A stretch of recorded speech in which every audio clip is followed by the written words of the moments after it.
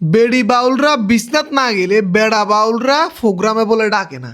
আমি বলি না, হাসিনা সরকার বলছে না, মানে হে সরকার ন, এবিডির নাম হাসিনা সরকার। এবিডি একজন কি বাউল শিল্পী। এখন ঘটনা যেটা রট এটা কিছু হলে তো ঘটে, আরও একই স্টেজের লোক মানে এ নিয়েও পারফর্ম করে, গান গায়, বাউল।